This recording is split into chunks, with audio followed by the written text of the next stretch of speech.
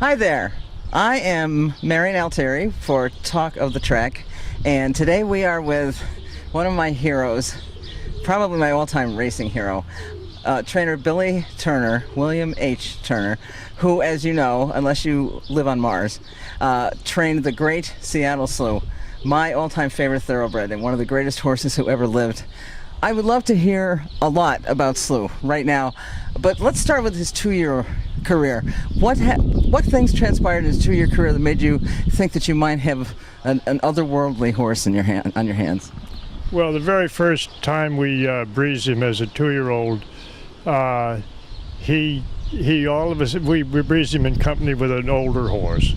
And as soon as he saw that he had competition, he was on his way. And I warned the rider that as soon as he starts to run, pull him up, because he was the kind of horse who would have run himself into the ground and broke himself down, you know, that kind of thing, because he never wanted to stop. All he wanted to do was go.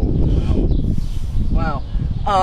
Did anything extraordinary happen, like any records broken that 2-year career? Well, he ran, he broke his maiden, and he ran in the non-winners at 10 days later, and then 11 days later he ran in the Champagne Stakes and ran the fastest mile a 2-year-old had ever run. In history, correct? In history.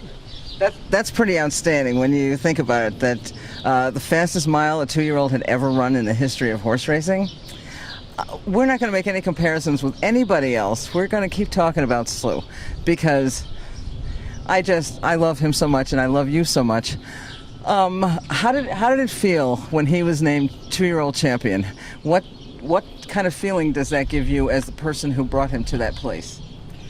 Well, you're actually I didn't get any great charge out of it, because I already said after he won the Champagne and the time he ran it in, I told a couple of friends, if he doesn't win the Triple Crown, I haven't done my job. So I set the bar so high that I really couldn't enjoy it that much. Wow, that's amazing. So that brings us to his 3-year-old campaign, and when you were entered in the Triple Crown, and I always had the feeling that you knew you were going to win, and I think that Slew did too. Would you tell us something about the way he prepared himself to go into races? Did he have a mental process that manifested itself physically? Well, the main thing with Slew is you had to give him a lot of work coming up to his races, because you had to dispel some of his energy. He exuded energy, and he was always on the verge of exploding. And if you didn't let that out, he would be uncontrollable in the afternoon. Wow, really? I hadn't heard that. His face always looked so serene, but there was this stuff going on inside. No, the thing is, around the barn and to work around, he was an easygoing horse. But when he got out there with the crowd, he fed off the energy of the crowd. And the bigger the crowd and the closer they were to him, the more he fed off it. And that's why, I knew we really had a problem with the Belmont, because the paddock would be jammed with people. Right. And they'll be everywhere. And so I had to get the edge off him so that he wouldn't run 3/4 of a mile and 9 and that kind of thing, going 1.5 miles. That'd be tough. No. So I drilled him pretty hard in between the Preakness and the Belmont, harder than most horses, well, harder than any horse that's running today has worked, or any horse that's running in the Belmont in the last probably 15 years. Wow.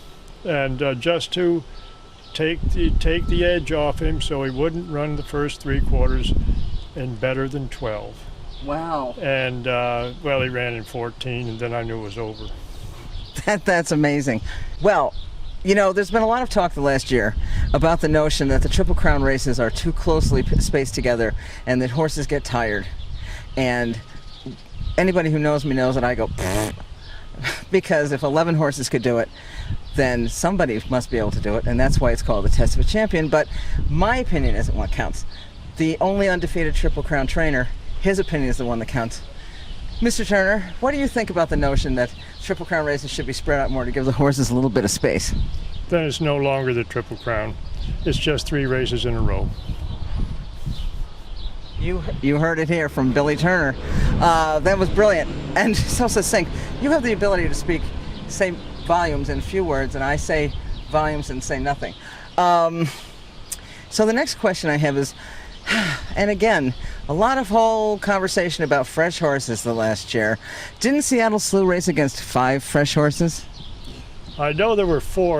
Were there 5? But yes, there were a couple of horses in there, speed horses. They figured, well, if we could soften him up early, well, maybe we could beat him. So somebody put in rabbits, but the rabbits, they were afraid of Slew, maybe? They wouldn't go by him.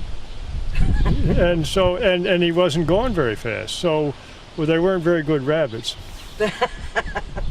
They were bad bunnies. Listen, it has been amazing to speak with my hero, Billy Turner, and find out that, first of all the nonsense about spacing out the Triple Crown races is just that, nonsense. Anyway, thank you so much, Billy Turner, for making yourself available to us at Talk of the Track. Thank you for holding the record as the only undefeated Triple Crown winner. And just a question. At night, where are you? At night, I would go in and pat my trophies. Do you do that?